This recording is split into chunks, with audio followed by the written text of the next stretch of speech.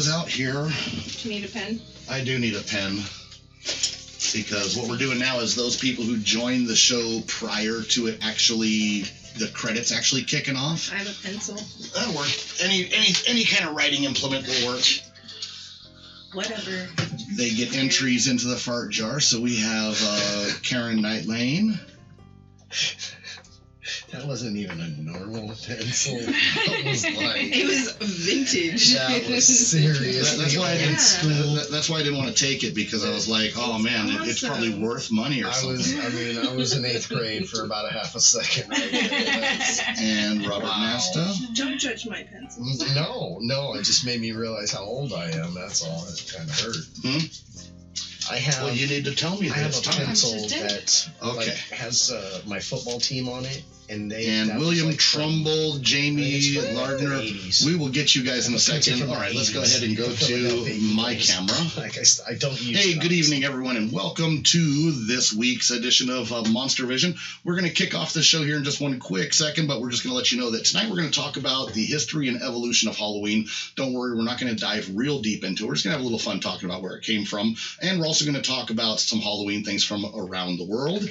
Also, we are going to we're going to nail down this list here of all of these titles, because we got to whittle this down to 8. So we're going to do that. Plus, we've got PLINKO for people that call in. We've got some fart jar drawings, which we're catching up on names. And we're just going to have a fun night. So let's get the show started.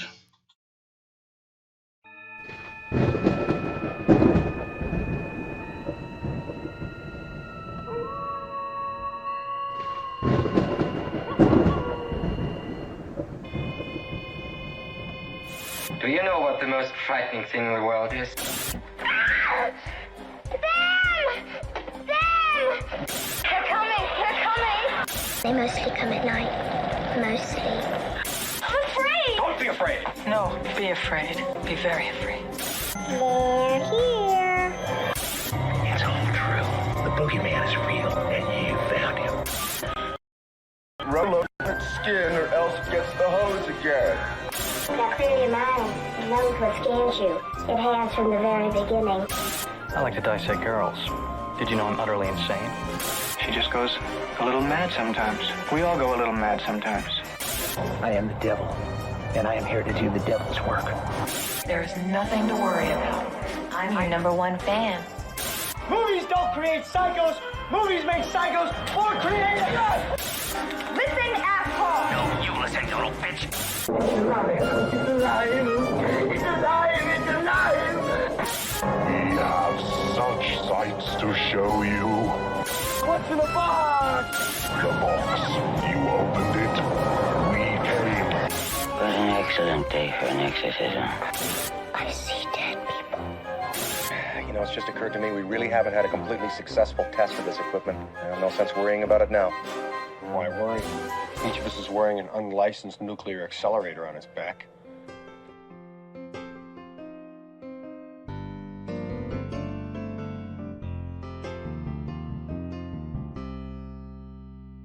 Spirit of Halloween now. Hey, good evening, everyone. I hope you like our new intro there. In light of the fact that we've got a couple of new permanent cast members who are part of our group, we had to make sure we added them to it for credits. I haven't yet added you guys to the closing credits, but I will work on that for the next episode, so we'll get you in there. Speaking of our crew, let's go ahead and introduce. Today we have Natalie is back with us. And also we have Mr. T.C. Morgan, who is here in the studio as well. First off, let's do a quick little recap. We'll start with Natalie. Natalie was just at Sacramento's Aftershock Festival. Natalie, tell us a little bit about how that was. It was incredible. This was my second year doing it, and it's just so much fun. And it was really exciting because I got to see people that I painted last year, and they're like, hey, it's you. And some people gave me the name Glitter Tits, even though I didn't gave them. Now, you got to explain the name, okay? So tell us what's behind that. So festivals, I wasn't allowed to do it this year, but festivals will let the girls, if they want to, get glitter tits. Ah. Okay. So, I mean, festival body glitter, so... It's a lot of fun, but they gave me the name. I did more guys last year than girls, which I thought was really funny. I was just going to say, if they have you back next year and they allow glitter tits, I'm more than happy to volunteer as an assistant. Yeah. But now hearing that you're doing more guys than girls, I'm kind of like, nah, I'll take the weekend off. Yeah, I was really surprised. I'm like, wait, I'm not allowed to do it, but it's the guys that want it more. Now, in the course of a day, just like one day, how many faces do you think you painted up and stuff? Oh gosh, it honestly, surprising for the numbers, it's not super busy. I don't know how general admission did. I was in VIP, and so I think maybe 20 throughout the day. Wow. Oh, and you got a lot of free time to hang out at absolutely, yeah. And of course, free to get in. Yes. Now, how much is it typically to get into that festival? I think it starts at about $300 for general admission. Wow. When I looked, it was like $800 for VIP, and I don't remember if that's like for day or the whole weekend, so don't quote me for sure. But I do know for next year, VIP is already sold out. Oh, wow. And they have decided Metallica is headlining Friday and Sunday night. Nice. So, but it's a lot of fun. It's a lot of fun to be around the people and have a good time, and I bring glitter and face paint, and I posted a funny video everybody should watch about like metalheads who do the like black and white and they look all hardcore. They went and got rainbows and unicorns. And I was like, I can do that. I can do one or the other. Nice. So, nice. Yes, you should watch that. And TC, it's glad to have you back. The last time you were here, you had some real pain in your neck, but you were a trooper and pushed yourself through. You look much better today. Thank you. Yeah, no, Glitter Tits was my nickname in college, so I'm glad to hear that that's moved on to someone else. So thank you. Nice. I appreciate that. So now I saw you did a Matrix film. We did a silent film for yes. a young man that's doing he's getting into the film schools right now. I think he's going to UCLA or trying to get into UCLA or something like that. So we did a 2-minute little short. It was really neat. I played like some kind of you played Agent Smith. Essentially, yeah, but it's more of a demon because it was the temptation that, and it was, it was really fun. It was a lot of fun. Now, did you just make that recently? Yes. Okay, because I saw that come across Facebook, and I was like, I got to watch this. And I watched it and everything like that, but I never looked at, like, when it was uploaded and stuff. So sometimes I never know if something was uploaded a year ago or something. So. No, these young men turned it around quickly. It was very nice to work with them. They were, like I said, all film students, and it was very impressive. And normally I don't, usually do stuff on that level, but it was, I read the synopsis. I was very taken back by just the idea of it, and it was a lot of fun. I actually enjoyed it. I thought it was neat, too, because silent film is something that's kind of interesting. You really have to communicate a lot of stuff without communicating, so it's... Got to be a decent actor. That had to have been hard for you.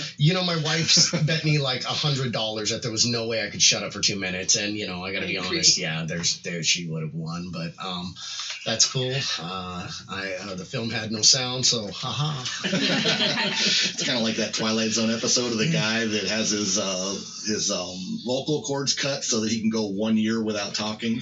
That's pretty much the only way it would happen. Yeah, I get it. So Halloween is 2 weeks out now? Just about that. And are you guys you got your plans and everything, all what you're doing for Halloween night? Yeah.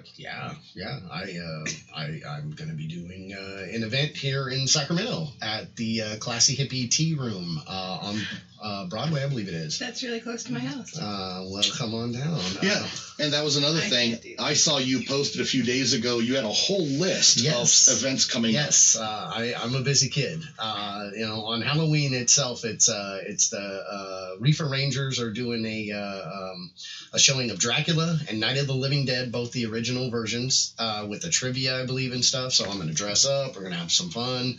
It's going to be really a fun event. But yeah, I got quite a few shows coming up as far as this month and then next month as well. So yeah, cool. I'll be at Tommy T's November 6th in Pleasanton next month, as well at Laughs here in Sacramento on the 14th.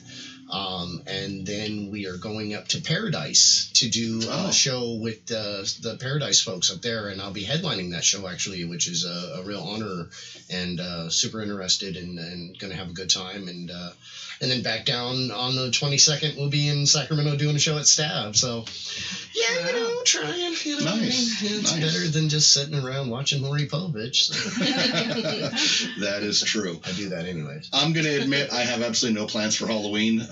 Typically, the last few years, we've just kind of kicked it in the neighbor's driveway and just kind of have a couple of beers. And, we don't give any trick-or-treaters on our street. So, yeah. No wonder you guys are out there drinking beers, throwing bottles at people, stealing bags and stuff. Yeah, we know about you kind of guys. Well, it is funny how Halloween has declined over the years. I was talking with, I have a friend at an account that I go to at my day job, and he's a younger guy in his 20s and stuff. And I was telling him about how different Halloween is now than what it was, a few years ago when I was just this old. And I remember going out in the streets, and in my neighborhood, first of all, we had a lot of kids in my neighborhood, but on top of that, you'd go out at night and there'd be 50 or 60 people all the way down the street as far as you could see, just going from door to door. And we would hit 4 or 5 blocks in the area, fill up a pillowcase, but heavy enough that my little 8-year-old arms couldn't carry it. I'd come home, dump it out, and go out and hit it again and stuff. And now it's like, they do the trunk or treating and they do stuff like that. You just don't see as many people in the neighborhoods and stuff. So no, it's different. And what about you? Are you going out with yours? I'm not sure yet. Is she dressing up this year? I mean, is she past the age or what? Yeah, no, she wants to dress up. She has a plan for what she wants to be, and so we're working on that right now. And then this next weekend is like the busiest weekend of the year for makeup artists, and that's the one, all the parties and everything. So I'm filling up fast with bookings. I have some more spaces available. She's going to take off too. She's got a thing at school and then the Girl Scouts, so I won't even have her all weekend. Nice. But I think I'll be doing makeup over at Broadway Costumes on Franklin. They're going to let me set up over there, and I'm going to be taking appointments. And then Halloween, I have appointments already, but I don't know what the night's going to look like yet. I can't exactly plan it out. I'll plug her in and get her done, and I don't know. Let her just run amok. Go ahead. We're in a better neighborhood. It's the joy of that night, I swear, just to go run amok on the streets. But she wants to take her dog out with her. She's going to be Little Red Riding Hood. And I want to do I was like, okay. It's a big bad wolf right there. Yeah, that's what she's saying. So. And I'm going to make her like a post-apocalyptic that's wolf killing. I love it. Yeah. If you need props, you know who to talk to. That would be awesome. Except that our dog, Zero, named after Nightmare Before Christmas Zero, is adorable, and he's not a wolf at all. So I'm like, I don't know what to do with him. They have costumes. You can put him in a wolf costume. He won't have that. No, he's got quite the attitude. I understand. Well, speaking of Halloween from days long gone. Well, first of all, Southpaw Lily says, excellent new intro. She likes that. Karen Knight Lane says, hi, Natalie. And she also says that she is going to the Joshua Tree to go camping and dark sky viewing. I've been out there. There's some really fun stuff that you can do out in Joshua Tree. And hello, Eric, or John Eric. Thank you for joining us as well. We're going to talk a little bit about the history of Halloween, where it comes from and all that kind of stuff. And everyone kind of knows where it kind of comes from and stuff. And there's a whole lot behind it. And I don't want to be like the podcasters that do a whole hour talking about a deep dive. I actually did watch a really neat history documentary that's on YouTube that you can look up that is really entertaining and stuff. Read a lot of different articles and stuff. And one thing that I found out is kind of depending on where the source is that you go to, you may get different information as to where Halloween comes from. So let me ask you guys, starting with you, TC, what do you know about like the history of Halloween, just roughly? The true history of what we consider a Western version of Halloween comes from some British history stuff. But the concept of the Day of the Dead has been around for a long time in other cultures. Okay. I studied martial arts and was lucky enough to be around Chinese martial arts and learned Kung Fu. And it was really neat because part of that was learning, some of the philosophies and per se religious concepts that came out of China, and those are thousands and thousands of years old. Yep. And they have had a Day of the Dead, a few different ones, way further back than we as Westerners or even Britain had the people that brought Halloween as we know it around. Yeah. So it's been around even longer than they have had their version. So yeah, it was really neat because I did take a few minutes to kind of dive back in, because when we were studying and we were learning about metaphysics and some of the other more spiritual parts of martial arts, and it was always very heavy that there were these demons that feed upon your energy, and this this thing that you had to watch out for, because if you opened yourself up, you were on their level at that point, and they would feed off of you and mess with you and turn you into more one of those people that it was said in Chinese culture, if you're angry and you have issues, you have demon problems, and you have the spirits are guiding you in ways that they're using you and feeding off of that negative energy. Yep. So yeah, it was fun to look at, because Taoism is the Chinese religion or philosophy that has literally been amongst the people for, I think it's of like 4,000 or 5,000 years. I mean, it goes way back. I'm not that smart, but they've had festivals and things where that's what they do. On a certain day, they believe that the gates of hell open up and these spirits are allowed to travel from heaven to hell. And when they do that, we're in the middle of that, and you have to pay homage because there's angry ones that and so it was one of those, and I was lucky enough to be around people that believe that, living today, still were practicing. Oh yeah. And you saw it with some of the neat little stuff, and I got influenced. I have little things that my little gargoyle guys and different stuff, and yeah. So now, what about you, Natalie? What do you know of the history of Halloween? Just failed. No. Don't worry, you don't have to be as elaborate as I know, right? Why'd you let him go first? Damn it! Because he did that silent movie, and he had to not talk for 2 minutes, and he had all that pent up. All the time. You can't shut him up. That's me. Well, let me ask you guys this, and Robert Nasta is watching, and I know that he's going to blow his top, but just hang in there for a second, Robert. Have either of you guys heard of Sam Hain? No. Okay. No. Really? No? No. How about Samhain? No. Okay. So, in doing my research, I did some research into the beginnings of Halloween, and one of the main things that it is actually credited to is coming from ancient Celtic tradition of Samhain. Not Sam's Hanes, that would be my wife's underwear, but Samhain, which is how it's spelled. However, it's pronounced in Gaelic as Samhain or Samhain. There's 6 or 8 different ways they say that they can be pronounced this way, this way, this way. We're just going to call it Samhain, okay? And basically what that was it was a week-long festival that was held at the end of October. It peaked on the 4th night, which technically was the 31st. Of course, remember, way back then we weren't on the Gregorian calendar, right. But that's where it lined up. So 3 days prior to that, and then the night of, and then 3 days after that. And it was considered the end of winter. It was, or not the end of winter, the beginning of winter, the end of the harvest season. Mm-hmm. They would have huge feasts, big festivals. They would light off bonfires at the top of hills that were supposed to ward off evil spirits, all that kind of stuff. And they believed that on the night of the peak of this celebration, that was when the gateways to the other realm, the other side, was thin, and that spirits could travel back and forth and all that kind of stuff. And that is believed to be kind of where the real main root of it falls. Now, that was going back in as early as 10th century writings from Ireland from the year 1000. But they do say that there is all kinds of evidence that suggests it goes well beyond even the written history and stuff, that it had been around for a really long time. So, right around then, of course, Christianity was starting to kind of take a rise and stuff. And by the way, now that I'm into this, Robert Nasta, if you would like to call and correct me, give me a call. Our phone lines are open, because I know he's got all the knowledge on this. But the Christians had All Saints Day, which they celebrated on May 13th. Okay. Now, the Christians were real big into trying to co-opt as many people as they could and convert as many people as they could and whatnot. And the Samhain tradition had kind of traveled not just through the British Isles and Scotland and Ireland and all that kind of stuff, but well into a lot of England. And there was similar things that were going on.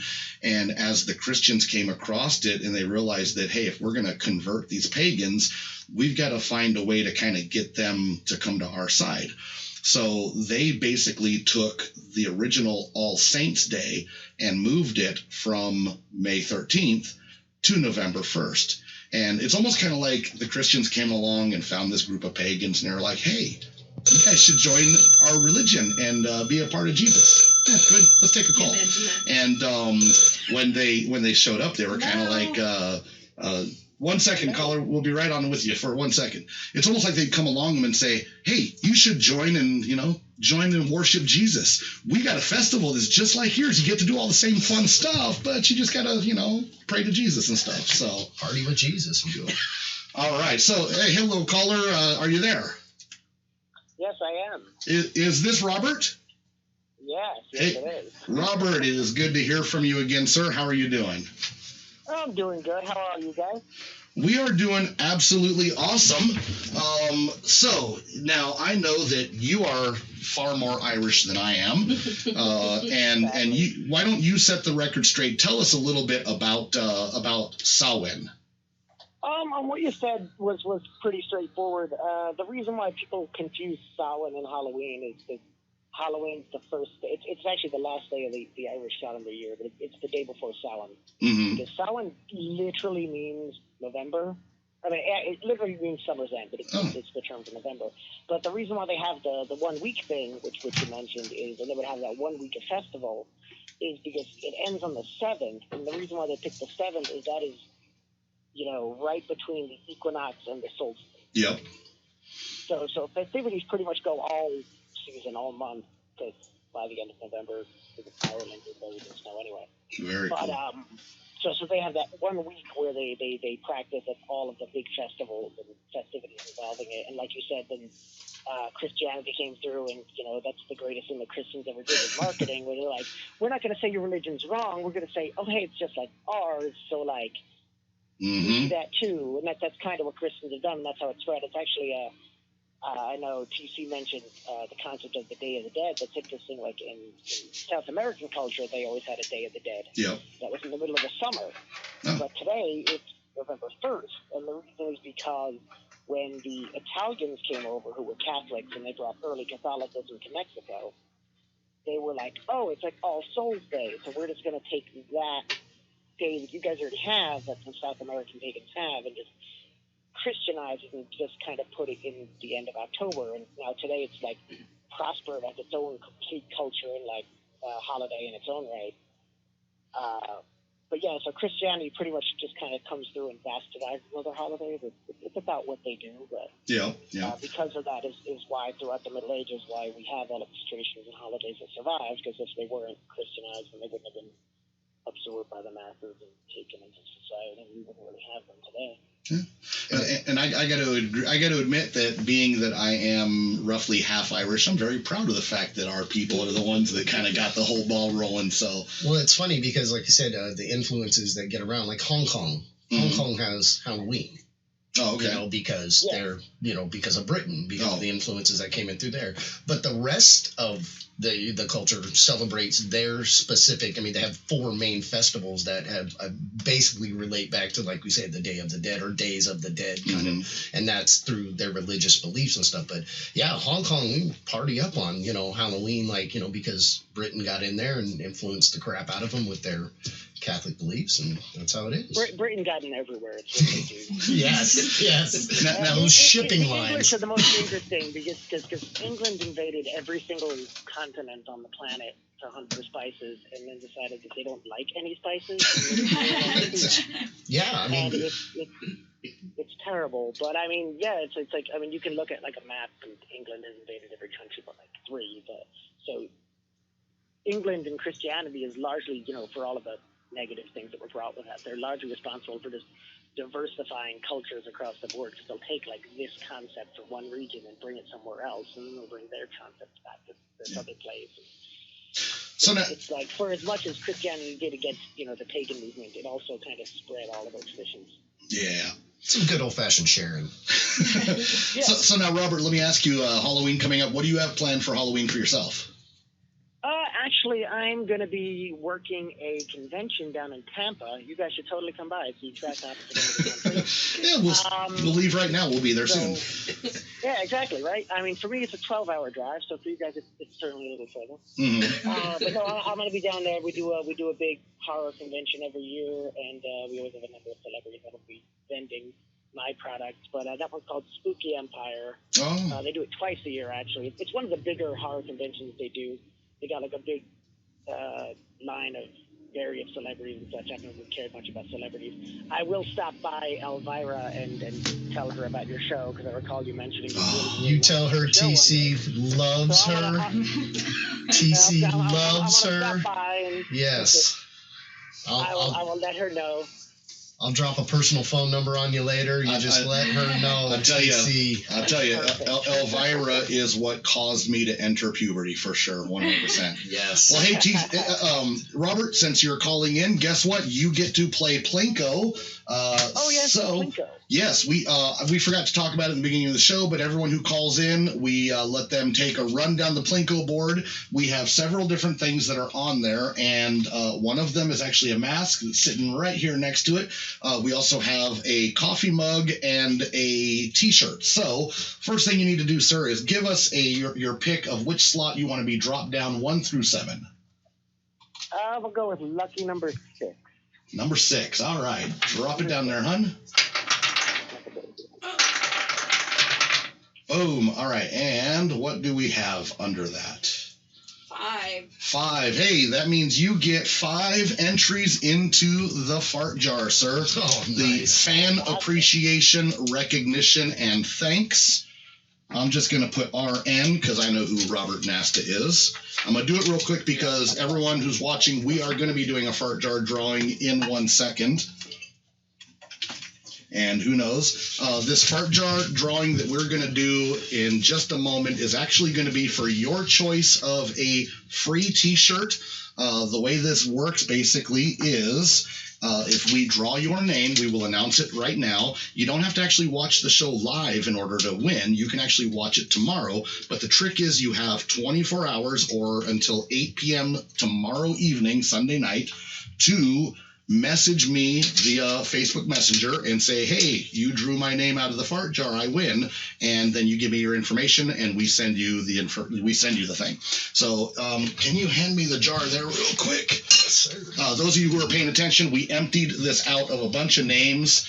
And what I'm putting in now is actually all the ones that I did earlier today, plus the 5 from Robert just now. These were for the nominations. It's a lot of farts. Yes, it is a lot of farts in one time. You would know. Yeah. So, we'll just mix these up. And Robert, you still on the line with us? Yes, I am, which is good, because if you pick me, I'm totally Yeah, exactly. So, we're going to mix it up real good. And here we go. I got one right here. Let's see who this is. Oh, my goodness. It is Darla Stovall. That's actually my aunt back. I can't believe that. That is my aunt back in Iowa. So, okay, Aunt Darla, I'm family. You better be watching my show, which means you got to let me know that you got this. You'll probably or you get a T-shirt. Or if you prefer a coffee mug, we can do a coffee mug too. So, Darla Stovall. All right, well, hey, Robert, we're going to let you go now. Thank you very much for giving us a call and chatting with us.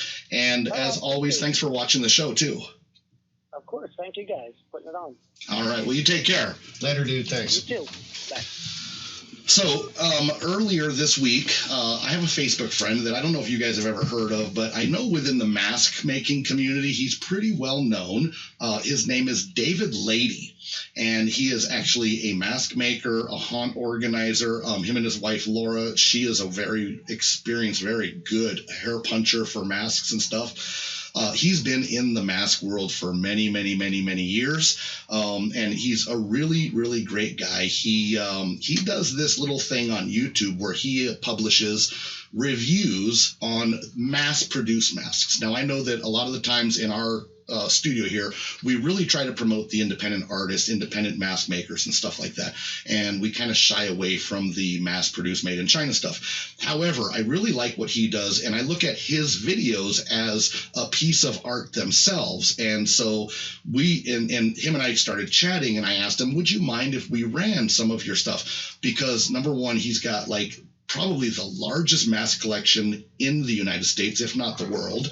And number two, his videos often have a lot of really great tips and hints and stuff like that for mask care and stuff. And I just really like watching his videos. So I'm always tuning in. So we're actually going to run one of the latest. David, he recently had some health problems and he disappeared for a while and kind of fell off the radar. And that's kind of what got me kind of talking with him. And I sent a message off to him months and months ago saying, hey, are you okay? Because I haven't seen any videos. But in any case, he's got a great sense of humor.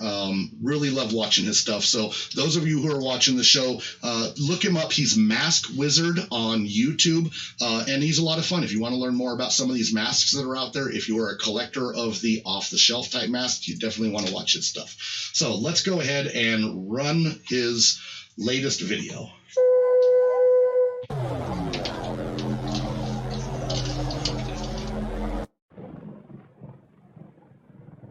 I wouldn't have thought it possible. This same candle has been here so long, it's growing a beard.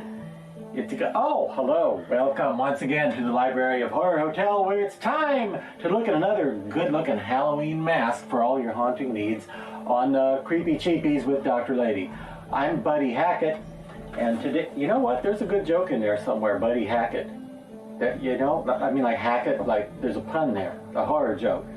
You know, what would Jason or Leatherface do with a teenager's head or arms and legs? Hack it off? Hack it? Maybe they're your buddy who'd hack it. Maybe I'm your buddy that can't hack it. I don't know. Look, there are the components of a joke there. You assemble it yourself, because who's got time? Because it's time to look at this very cool mask right here, which happens to be called Cave Demon. Now, Cave Demon has been out for quite a while.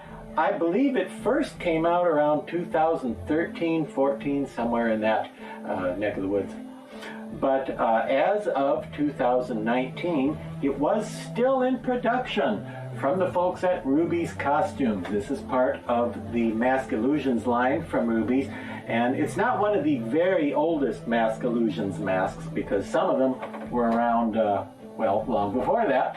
But I believe this one is from the 2013-14 neighborhood. And the odd thing about it, well, besides that it's a skull with giant horns and fangs, I guess that's a little odd in itself. The odd thing about it that I thought was maybe worth mentioning as a mask fan is that even though it's been in production for a long time and it's fairly easy to come by, I almost never see them. I don't see this in anybody's collection, and when I go to haunted houses and haunted trails, haunted hayrides, whatever, at Halloween, I never see this guy haunting those places. And he certainly should be used, because he'd be an excellent addition to any haunted something or other.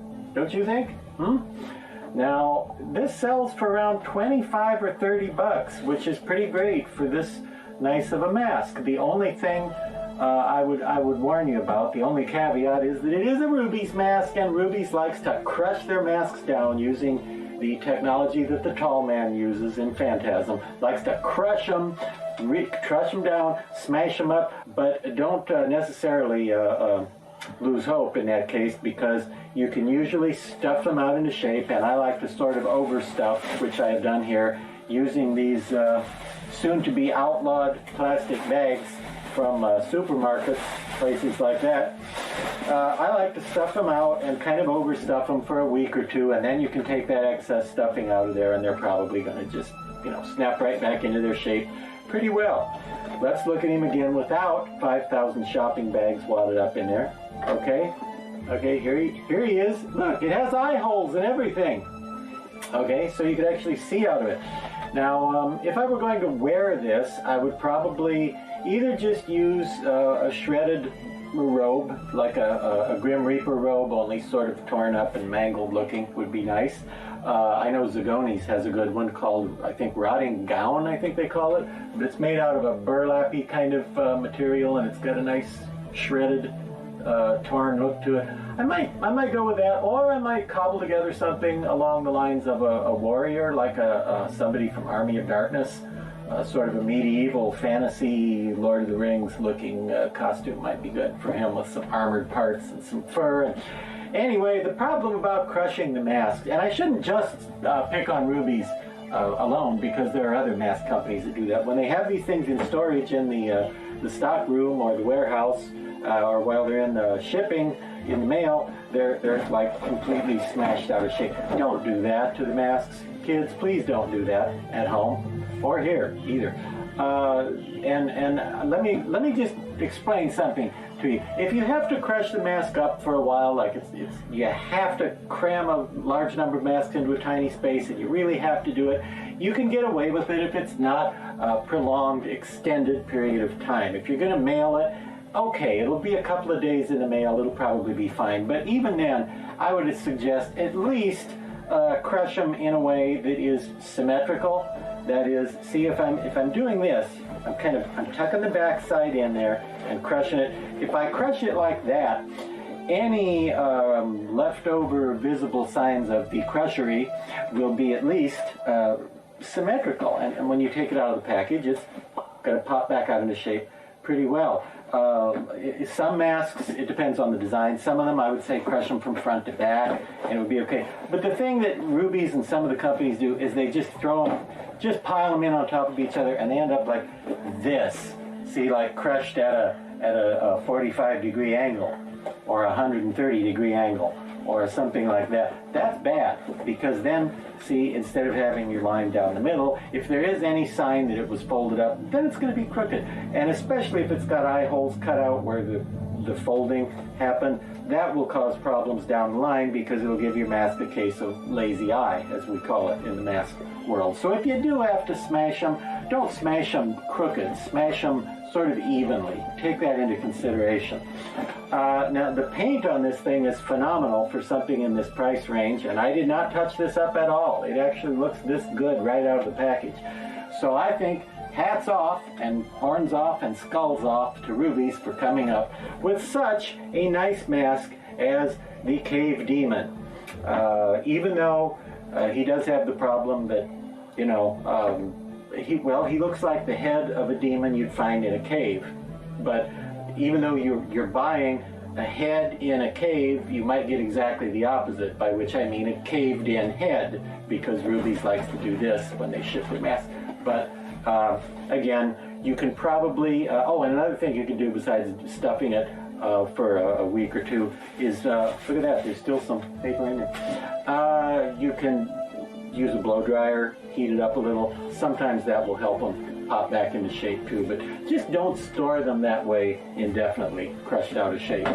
Okay, and until next time, farewell from me and the Cave Demon, a guy who grew up with his mother always saying, "Were you raised in a cave?" And he said, "Yeah, Cave Demon."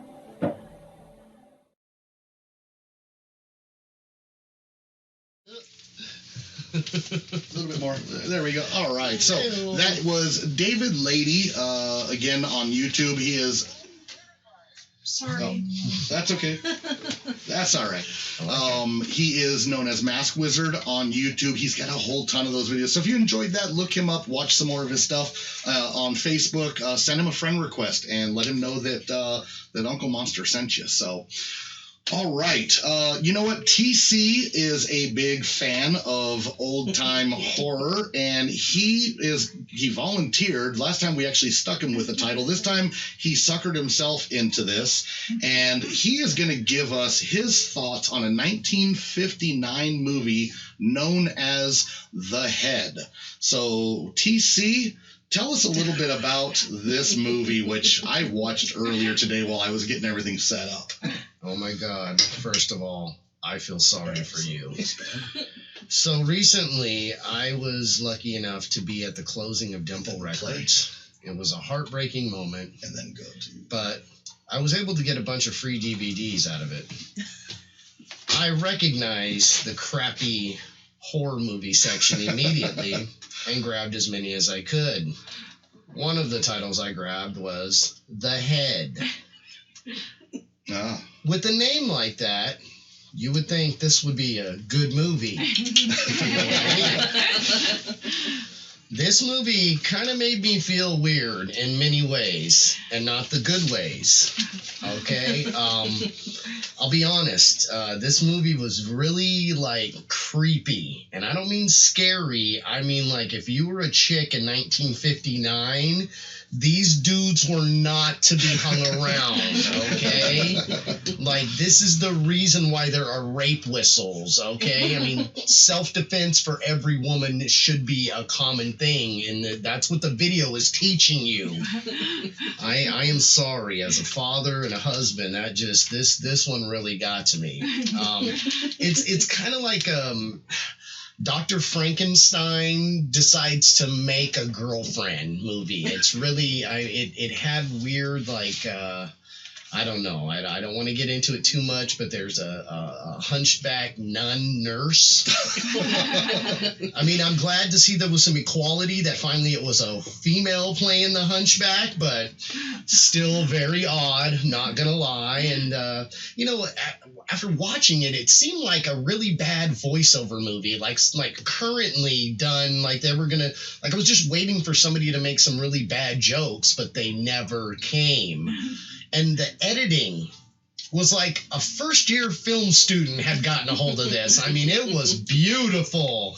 There were just clips of blackness, and yeah, there were moments where I had no idea what was going on. I don't want to give away anything, but in the ending scene, there's a gentleman who is at the top of the stairs, and then 2 seconds later, he's downstairs, you know, caressing the poor young lady. I felt a little odd. The continuity wasn't quite there, but yeah, no, there were some really cool moments, though. The doctor versus doctor fight, the martial artist in me was, I mean, I was there. Although I have to admit, the ethics of a doctor killing another doctor and then burying him 15 feet out in the woods made me kind of think that might not be a good doctor. So I canceled my appointment right away with my doctor. But yeah, and it was really an odd movie. Again, just I would not red box this, if that's, you know what I mean, because it kept talking about a robot nurse, and I really thought, hey, the Star Wars lover in me, this is R2-D2 meets, you know, no, it was not. It was a huge letdown. I don't know what the robotic nurse did, but basically it was just an arm that like would take stuff and like shove it out at the doctor, and I thought he could have just reached out and grabbed that. He didn't actually need that interaction between the two of them. So yeah, there were some really things. Now, the premises of the movie is there's a professor, and he is ill. His heart is bad, and he finds a body where it has like a broken neck, and he's going to do an organ harvest. Clearly okay, right? And about 5 days before he decides to do this surgery on himself, he hires an assistant who looks like the most psychotic individual I've ever seen in my life, with these eyebrows that just, whoa! Like, I mean, that alone should have said no, much less if you read the guy's, you know, background. But, yeah, so what happens is he decides to operate, and then things go bad, and Serum Z is then introduced, which I do not think was FDA approved, all right? But at the end of the surgery, the professor is just a head on a rolling cart. Yep. And I don't think that's what he actually had planned with the heart surgery transplant. And the little assistant guy turns out to be quite nuts and pumps him for information. And then, in a crazy plot twist of a love triangle that I never saw coming, he decides to take the body of an exotic dancer at a local club that he just happens to know from a prior murder. And he decides to take her body and put it on the hunchback nun nurse's head. Or vice versa, the head onto the body, all right? Because she's a beautiful hunchback nun nurse, but her body is twisted and deformed. So he decides to do the old switcheroo. And she's she ends up okay. She's wearing this really neat, necklace around to help everything work out. And then there was some really creepy moments after that. First thing, when she came out of surgery and woke up, he offered her a cigarette. I don't know if that's medically something that most people would do, is fire up a cigarette after coming out of a 3-month coma. But then he did some other stuff and she ran.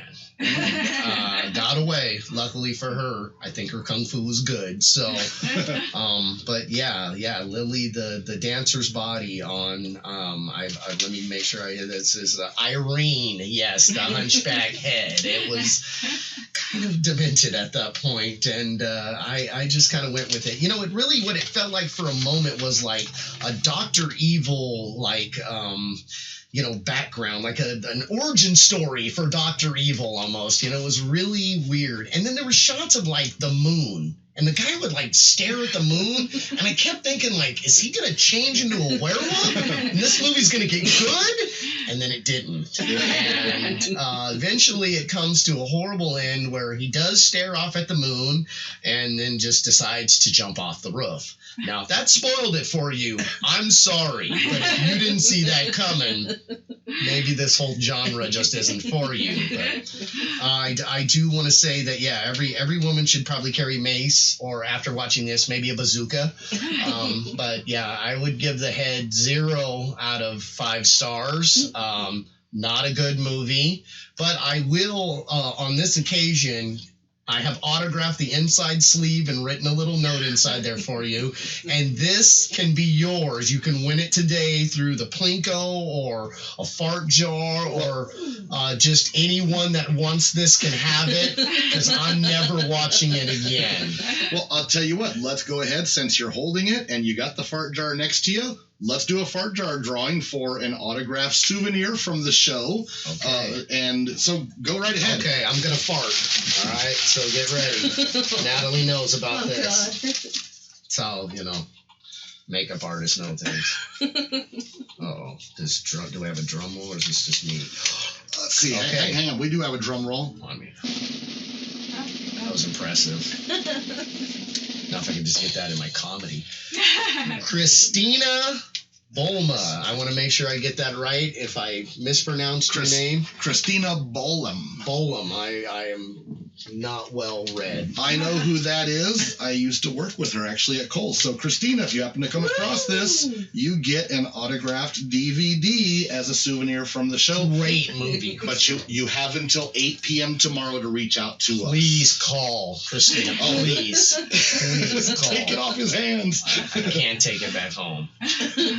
Well, since we are on the subject of movies, the next thing that we need to get to is all of these nominations. What, did you just write down every movie ever? No, this is actually all from people what people nominated. These? So wow. Now the thing is, the plan for this thing is we're going to have to narrow it down to 8 classics and 8 moderns. And then every couple of days, there's going to be a post that comes out that lets the people that follow the page choose A or B. And we're going to do classic against classic and then modern against modern until we get down to the last classic and the last modern, at which point we will put them head to head. When you vote on that, depending on which way you vote, your vote will go into one of 2 jars. And if the modern wins, then we will do a drawing from the modern jar, and the person that we pull from that will win a mask. So let's talk about these amongst ourselves. And also, our phone line is open. If you want to call in while we're talking about these movies and argue or discuss or whatever, feel free, because this is the last chance to get something on there. If there's something that didn't get mentioned, we want to make sure it gets on there. So let's start off with the classics, because I'm going to be honest, I'm an old guy and I'm much more familiar with the classics. I'm just going to read them off real quick, because, we don't want to talk about this for 4 hours, but let me just read them all off real quick, and then we're going to go back, and I want you guys to name, any ones that you think absolutely need to be in this contest. So we've got The Exorcist, we've got Pumpkinhead, The Shining, A Nightmare on Elm Street, Night of the Living Dead, Abbott and Costello Meet Frankenstein, House of a Thousand Corpses, Rocky Horror Picture Show, Lady in White, Poltergeist, The Omen, House on Haunted Hill, Rosemary's Baby, It, Salem's Lot, American Werewolf in London, Friday the 13th, Jaws, Howling, the original Texas Chainsaw Massacre, Monster Squad, Hellraiser, Dawn of the Dead, They Live, Evil Dead, Last House on the Left. I think I read them all. Wow. Did anything jump out there that you guys think has to be on the list? Oh, yeah. And you guys also, with the comments, if you don't want to call into the show, start commenting on there. Let us know what you think. What Natalie, name one that you think has to be in there. Oh, gosh. Natalie's younger than the rest of us. I know, so she's like, but I do seen love the...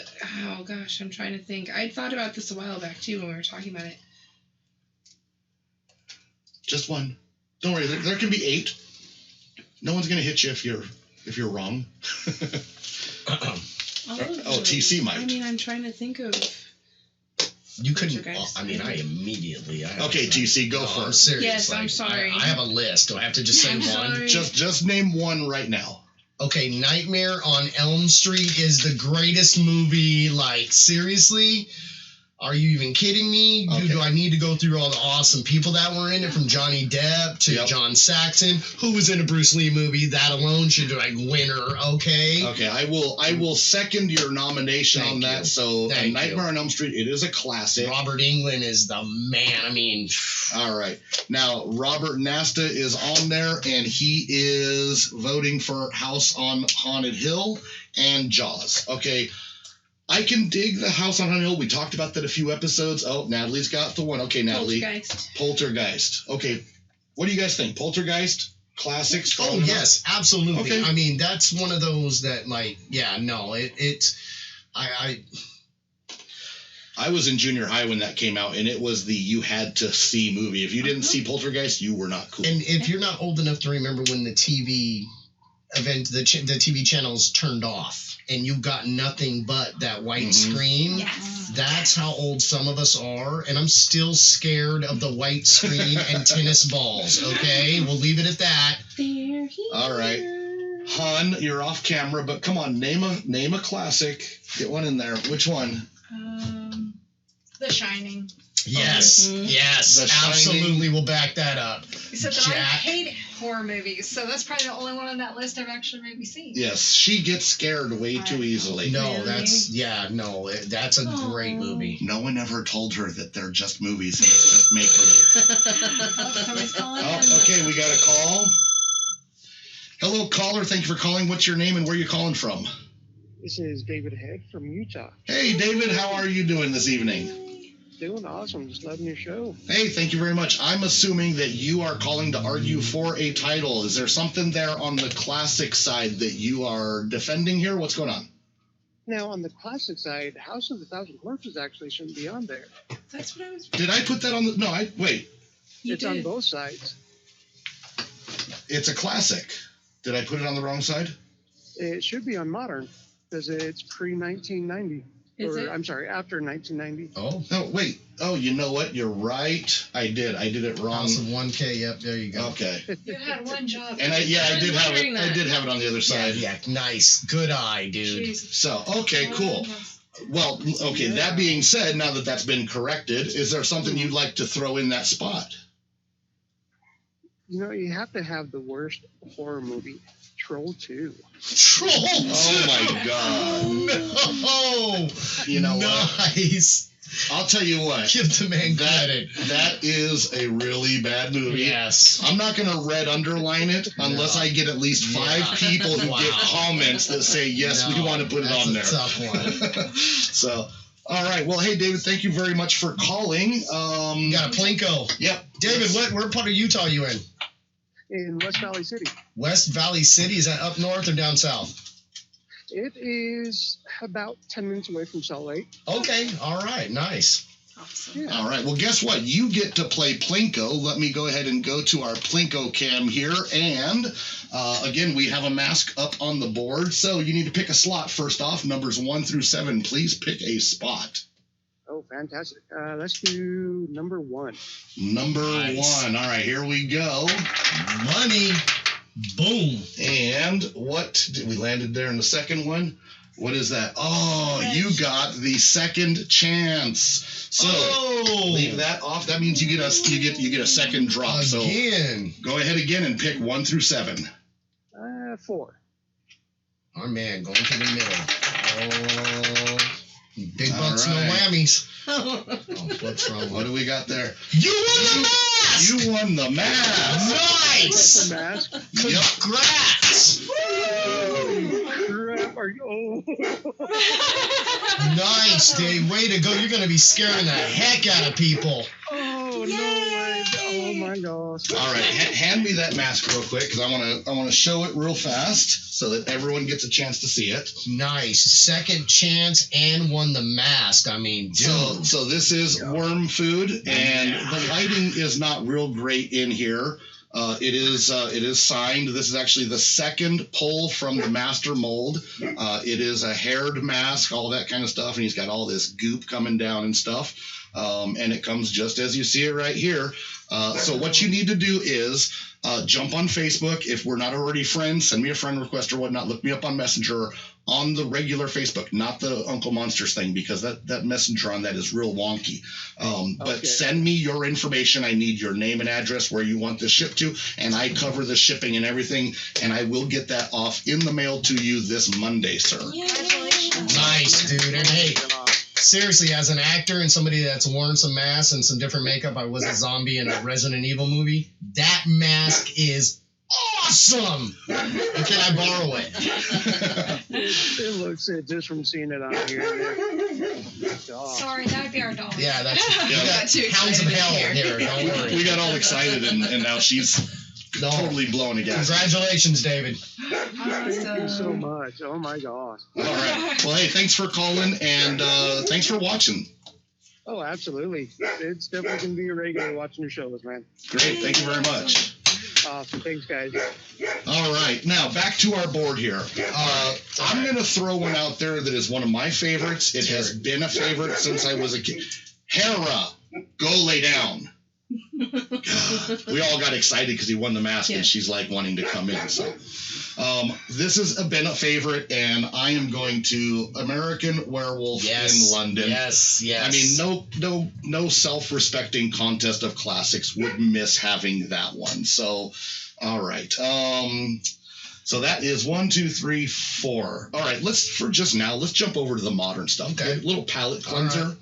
We've got Scream. I actually put that one on there because that's one of my favorites. Shutter Island, Trick or Treat, The Babadook, Idle Hands, Mama, Insidious, Hereditary, It, The Witch, It Follows, I Know What You Did Last Summer, Bram Stoker's Dracula, Cabin in the Woods, 13 Ghosts, Shaun of the Dead, Zombieland, House of a Thousand Corpses, Saw, Terrifier, Quiet Place, Candyman, Woman in Black, Brain Scan, which I never heard of, and Final Destination, Candyman, and Get Out. Natalie? 13 Ghosts. Pick one. Absolutely, hands down. 13 Ghosts? Yep. I love that one, too. That is definitely a modern masterpiece. How about you, TC? What do you think? I don't know. No disrespect to a couple like Shaun of the Dead and Zombieland, but Resident Evil would have been up there way before those. That was one of, because it, I thought it was at least scarier than those, but we'll let that go. That's fine, just because I was in a Resident Evil movie. No big deal. Whatever. Okay. Saw. As weird as it was, Saw was freaky. I mean, that was one of those, like, I made sure nobody slipped anything in my drinks for a while, you know what I mean? I don't want to be waking up in a weird place, you know what I mean? So, yeah, Saw is definitely, it is, yeah. I kind of feel like Blair Witch Project should be on there. Oh, you know what? I've been talking about that one a lot, and Pet Cemetery. That's been in conversations a lot the last week. Now, you're talking the new Pet Cemetery or the original? Actually, we've been talking about both because we were trying to figure out which one's which. So let me address the, what was the first one you said? The Blair Witch. Blair Witch. Okay. So the first time I ever watched the Blair Witch, I thought it was the stupidest thing ever. But then after I watched it 3 or 4 times, I realized the genius behind it because it was really like the first found footage ones. And I do love it now. It's so good. But all of the other found footages that it's like, dude, it's been running to the ground. We don't need it anymore. It was literally like go ahead. Hold on really quick, because I feel like I need to say this. If my daughter's watching, I have explained to her that this is real. And she needs to watch it because she really wants to watch. It was like a documentary. It really was. That's what it reminded me of. Is like it reminded me of like a documentary film. Yeah.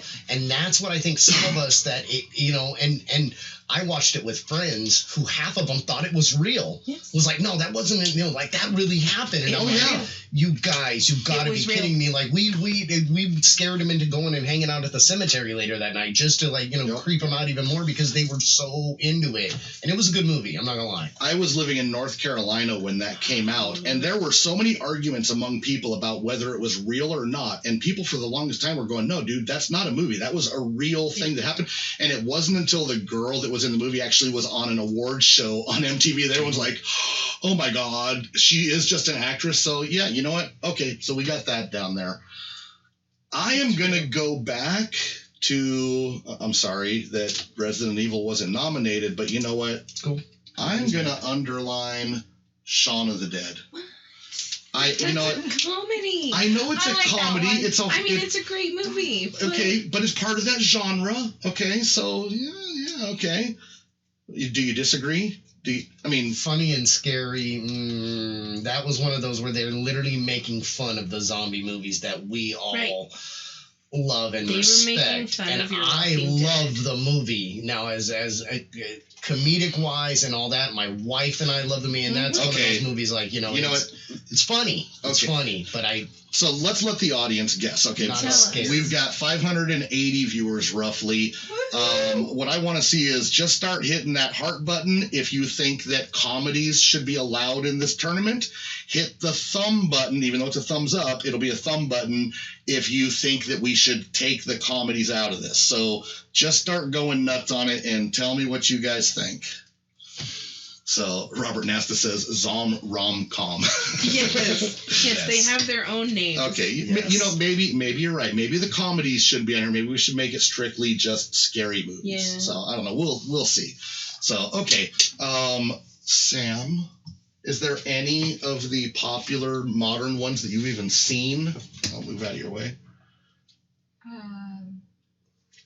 It. Oh, no, 13 Ghosts. I already got that one. That one's already on the list.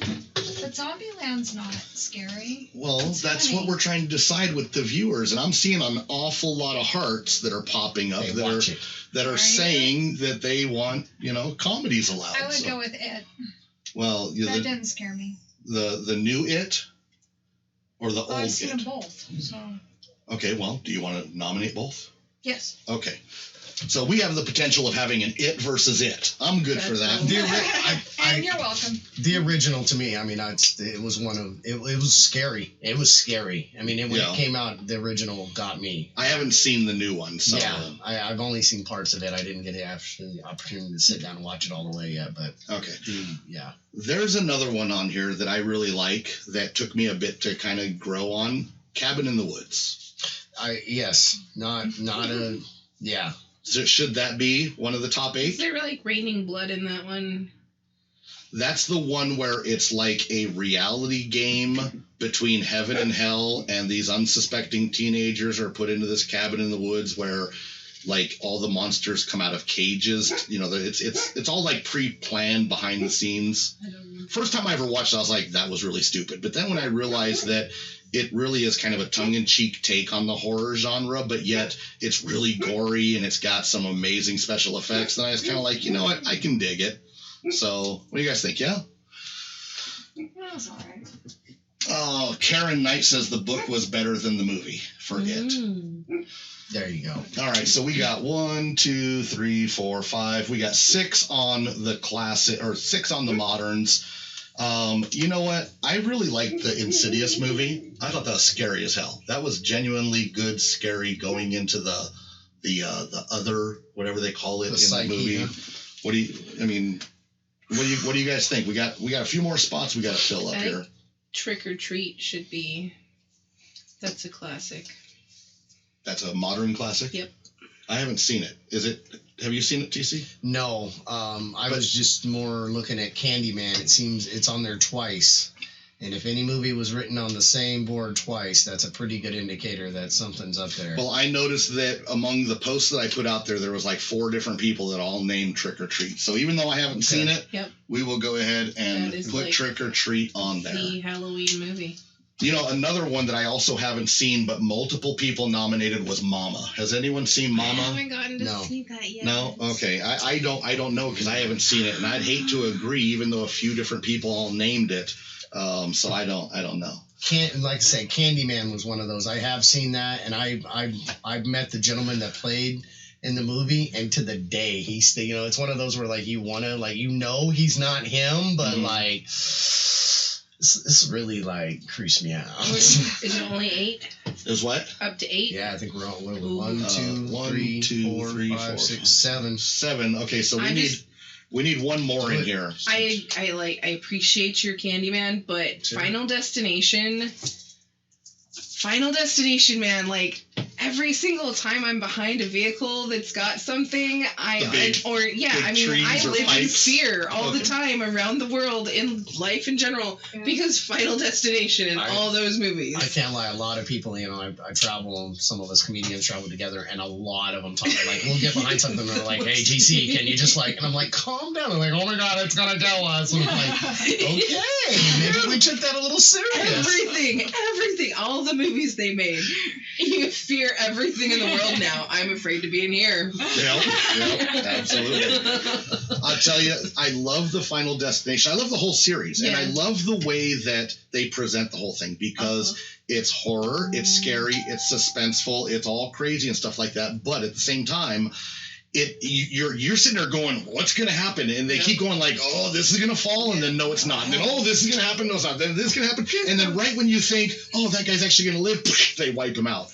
I'm glad you brought that up because I'm glad. About it. 1, 2, 3, 4, 5, 6, 7, and 8. All right, we got our 8. I can't argue with you there. Like I said, that was quality. Some of the other ones I'd argue. All right, so let's jump back over to our classics. Okay. I'm going to throw another one up there because we've got 1, 2, 3, 4, 5. I'm going to throw another one up there that I don't think, again, any true self-respecting classic list of the greatest horror movies could possibly go without The Exorcist. I agree. All right. I mean... I got a story. Okay, go for it. So they redid The Exorcist, the director's cut. They re-released it at some point. Mm-hmm. And I have a loving wife who enjoys movies, and we went to see it. She had to sleep with the lights on. It got her. It was scary. And I there was parts of it that even I was like, wow, I didn't know it was. I mean, I remember it being scary, but watching the director's cut version as an adult and in my good mind and everything, it was scary. And yes, she left the lights on in the bedroom. Yeah. I know it came out. How old is it? It's... Oh, man. Like 70s? It's from the 70s. I don't know what year. I was a kid when I first watched it. We got lucky enough as teenagers, a friend of mine and we went to the movie theater. They replayed it, and I had never seen it before. And I was so scared I couldn't close my eyes. The really freaky part is that when the actress, what's her name? She looks just like my godmother. Linda Blair. Yeah. Yes, she looks just like my godmother. Oh, really? And it's terrifying that they. Yeah. Now, when you guys watched it the first time, did you not want to take gymnastics so you could learn how to do the back bend spider walk downstairs and stuff? Look, I told jokes the other day in front of a priest, like an actual father. He was like at the end. That scared me alone. I still have issues, and he was a wonderful human being, a nice guy. And he laughed at my jokes, which that's the number one thing that matters. But no, it's that whole thing. Just it's a good movie. Yeah. All right. Well, we got 6. We got to get 2 more. So what else on there? I mean, I could name 5 more. So trying to really nail it down. Robert Nasta called out earlier House on Haunted Hill. I can appreciate that as a great film and as a great inspiration, but I just don't know if it can compete against things like The Exorcist and The Shining. I mean, there's a couple on there that I'm still I'll argue for.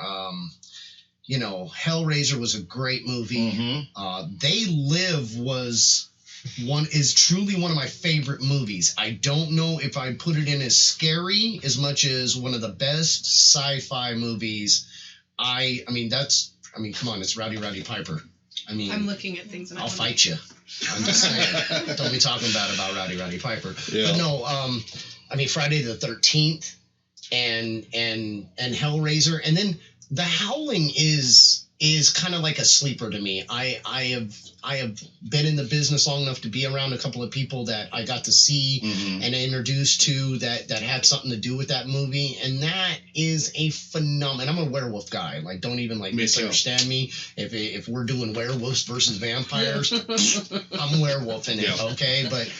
That's one of those, like I said, if there was like a sleeper or if somebody gets injured and that guy's got to come in, I'd go to the Howling on this. I'm good for the Howling because I also am a werewolf fanatic. And as a matter of fact, next week, while you guys are away doing your gigs and whatnot, Tony Garrison will be back in studio, and we're actually going to delve into the story, the background of the werewolf and its appearance in different cultures and stuff, because that's always been something that I've been a great lover of werewolves. So that's what we're going to do. It's going to be a lot of fun. So I might not be busy that night. I'm just saying. Oh, well, if it turns out you're available, come on by.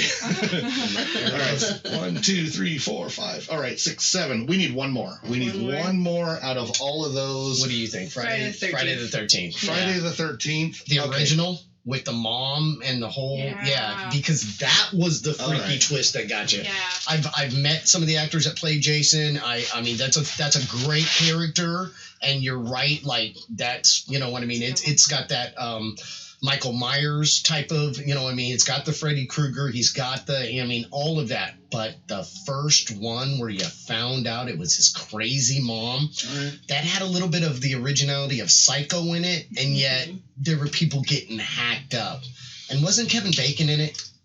Didn't that? I mean, seriously, Kevin Bacon, wasn't he in the first Friday the 13th? I think he was. I have a confession to make. Come on. I mean, even though I make scary masks and I do stuff like this, they're nice. I've never actually seen any of the Friday the 13th movies. Oh my god! I've also never seen any of the Halloween movies. Okay, now that's a problem. And I know right now we've got 411 viewers. It's probably going to tank down to 2, and it'll be relatives of mine.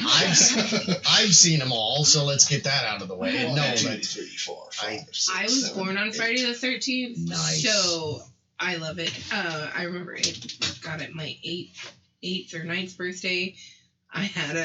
It was Friday the 13th, so I tortured all my friends and made them watch scary movies with me all night because they were all on. No.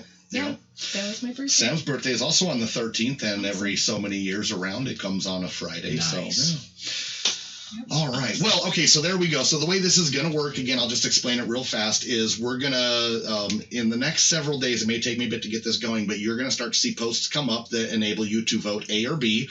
Every time you vote, you will get an entry in the F.A.R.T jar, and we, of course, do the drawings during the show. And then when we get down to the last classic versus the modern masterpiece, your votes will go into one jar or the other, depending on which way you vote and stuff. And then whichever side wins, that's the jar we'll do the drawing from. And we will have another mask giveaway that's going to be held for that. So that being said, we're pretty much out of time. We're about 10 minutes over, which is kind of a bummer. We're having a fun show, but we also have some pizza that got delivered, and it's actually in the kitchen. What's that? That's why the dog is barking. Oh, that's why the dog is barking. Okay. So unfortunately, a big thank you to my co-hosts again, TC.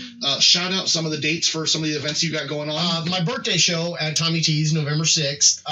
The 14th, 15th, something like that. I'm at Laughs Unlimited. The 15th is the Paradise City show, I believe, next month. Yeah, the 15th of November. The 14th is at Laughs. The 22nd, we're back at Stab. You can always catch up with me anywhere, anytime on my Facebook. It's Terry TC Morgan. My Instagram is the Captain TC. I'm with the Broken Comics group. That's the other knuckleheads that I run around with. Me and my idiot friends, that kind of stuff. But and then of course at the end of the month, Halloween itself, Reefer Rangers, the classy hippie tea room down in Broadway or in Sacramento. Come out. We're doing the classic Dracula and the classic Night of the Living Dead. So thank you.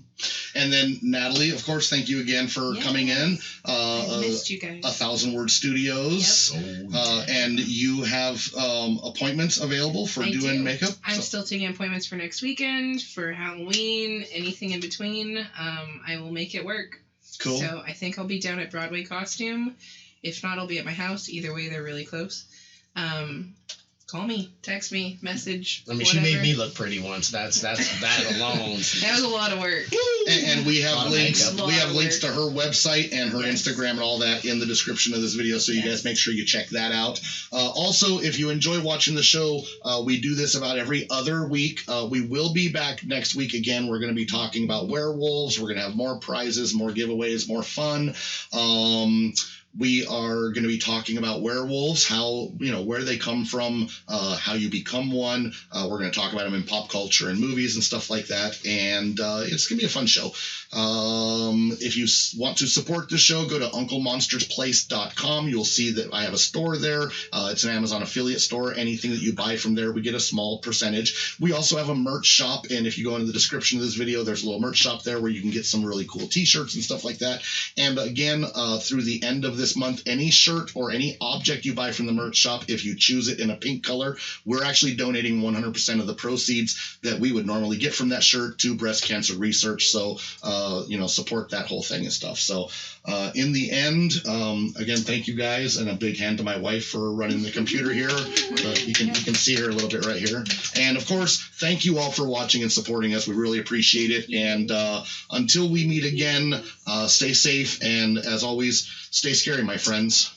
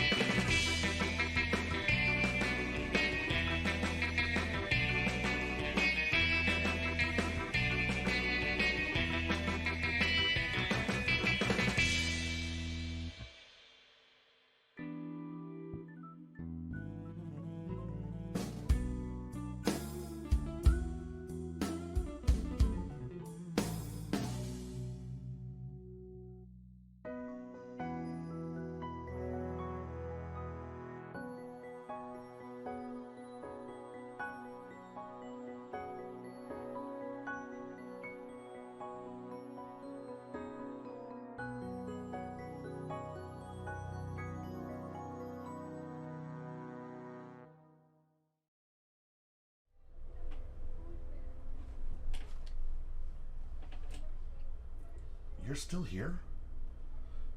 The show's over. Go create something. Go on.